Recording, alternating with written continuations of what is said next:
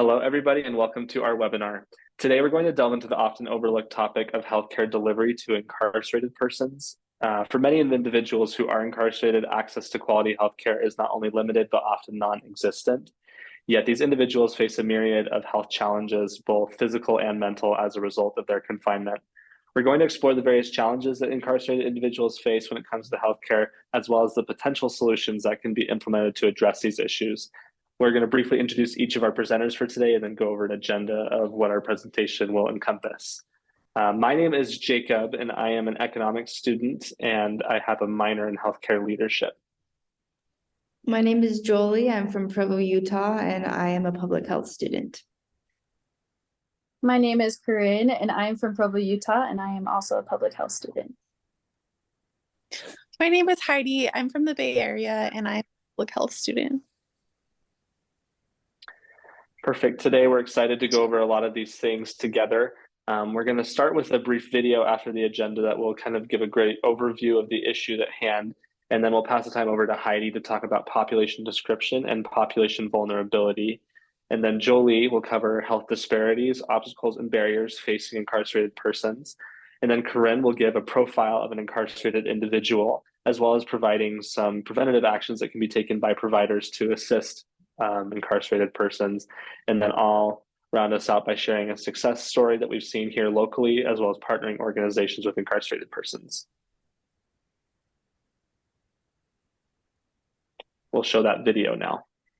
I actually watched a good friend of mine that was not a life term inmate who had a definite date to get out, turn green and die in his bunk.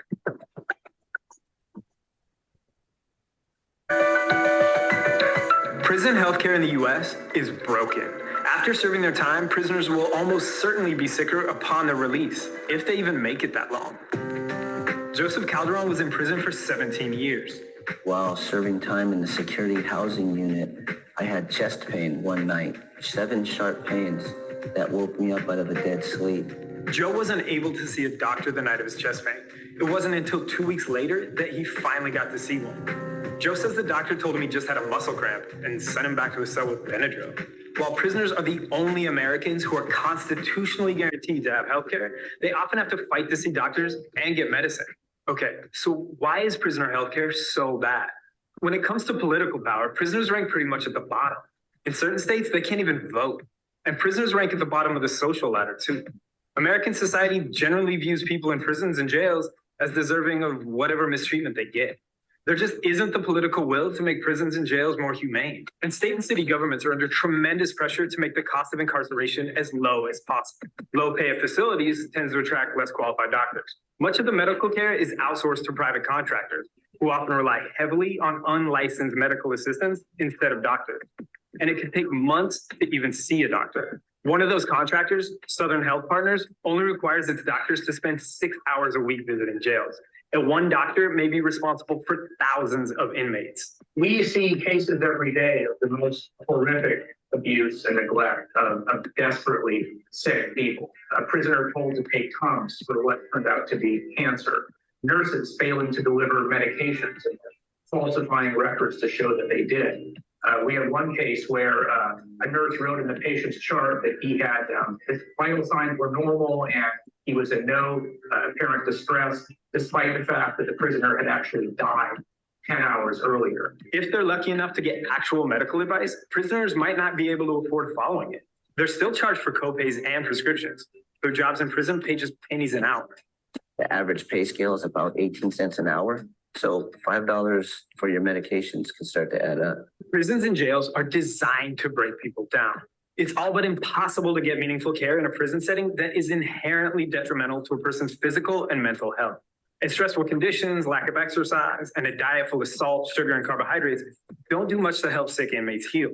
It's not unusual to see people who look 15, 20 years older than their chronological age. So what do you think?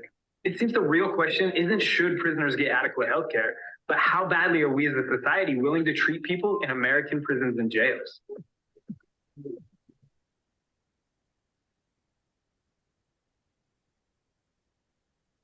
We'll pass it over to Heidi to talk about some statistics from a survey we took, and then she'll take over for population description and vulnerability. Okay, so we actually polled our viewers to see what their thoughts were on healthcare and the incarcerated. Majority of them thought that healthcare is not a constitutional right for inmates. Majority also thought that those that did get healthcare, it was completely subsidized, which is not completely true. And then a good majority, about a third of people, believe that prisoners got adequate health care, and then another third believe that inmates had special access to prescriptions and healthcare providers, but like the video said, that's not actually true. So our description of the population, there's about 2 million inmates in the United States at like about 1,600 different facilities.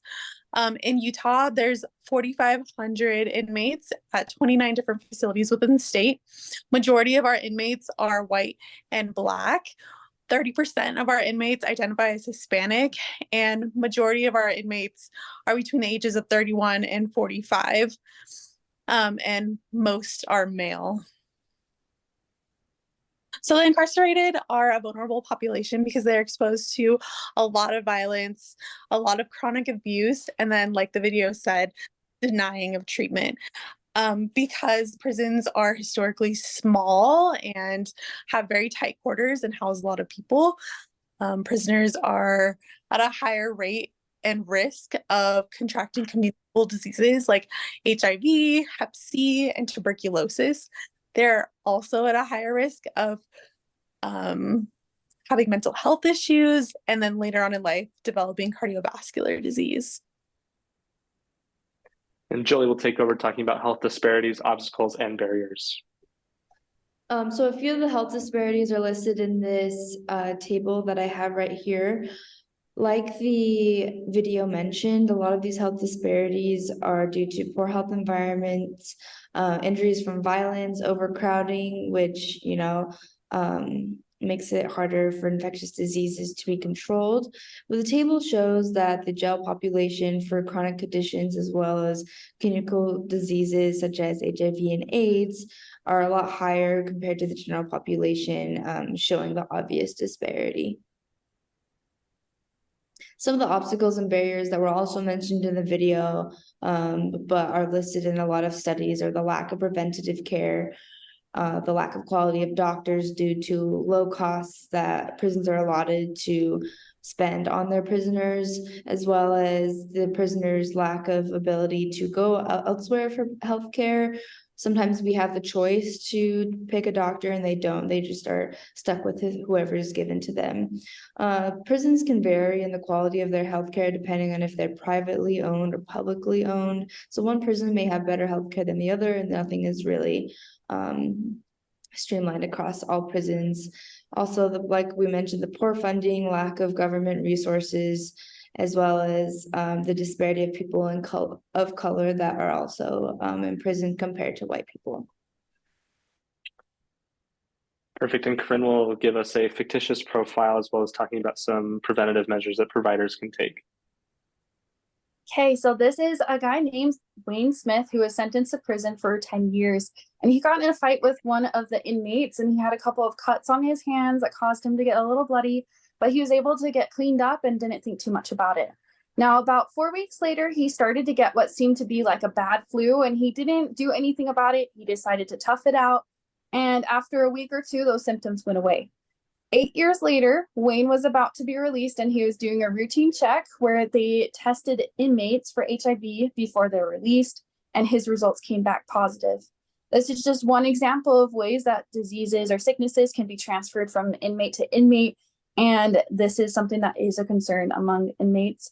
But there are different actions that we can do just overall that can improve the healthcare. Now, one is also focusing on mental health. As that was mentioned earlier in our presentation, it is a huge concern. So having other mental health professionals there to help take care of these inmates is very vital. Another thing is adding in facility services, because a lot of these correctional facilities are located in urban areas. So a lot of these inmates have to be transported to just get that healthcare if it's anything major or need to be in hospitals or anything like that. So finding ways that we can do like telehealth or mobile units that we can bring the services to them will make it so it's more cost effective and give them more quality care. Another thing is cost containment. So having another organization that can basically be in charge of the costs to make it so there's lower costs, but then also making sure that the quality of care is not decreased. The last thing is having healthier dietary options. This was mentioned in the video about how healthy diets can also make it so then they're healthier. They don't have to pay for medications, so it's a little bit more affordable. But then overall, it can help their mental health, so it can also target that focus on mental health. Thank you. Success story that we've seen here locally in Utah is the ICR system, which stands for Inmate Healthcare Requests. This has become the primary way by which inmates are able to request medical services, which includes medical visits, mental health visits, dental visits, as well as optometry visits. These are submitted either over or online or verbally to prison staff or personnel. And this gives each of the inmates space to write notes about their health and concerns that they may be having. And it's a pretty straightforward process that has helped a lot of people receive adequate care within the local health system here in Utah and within the prisons. And this has actually driven a lot of utilization, and there's approximately one ICR request per inmate per month. So on average, every inmate is receiving at least one medical visit per month, and it's being able to be prioritized by severity and urgency. Additionally, there are lots of organizations here locally that are doing a lot to try to advocate for incarcerated persons and individuals, one of which is UPAN, the Utah Prisoner Advocate Network. Their mission is to provide a safe and understanding place for families and friends of incarcerated individuals to connect and share their challenges, as well as receiving support and information to help them cope more effectively on their prison journey. We have the Prison Fellowship in Utah, who are helping religious inmates or non-religious inmates to either practice their spirituality and religion or to explore that avenue. They are a national nonprofit that are very active here in the area, and they help to restore men and women behind bars, as well as providing support for families and advocating for change within the prison system. The Department of Health and Human Services here in Utah is actually overtaking the state prison system, as they believe that since they employ several competent medical professionals already, that it makes sense to employ those in our new prison system.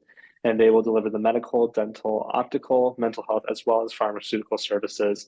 And the governor says that because they are already licensed and trained as part of the state in their previous roles, it should help to ensure high quality clinical outcomes for incarcerated persons, which is a great thing because Utah actually ranks consistently high in healthcare delivery for incarcerated persons.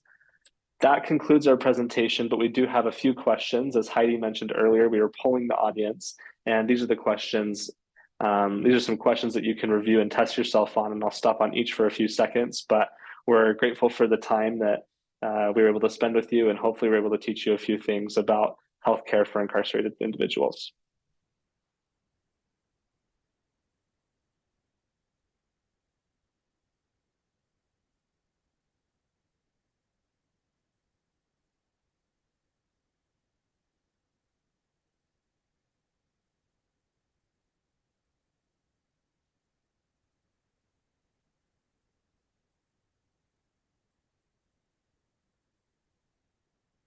And if you'd like to review your answers, you can do so there.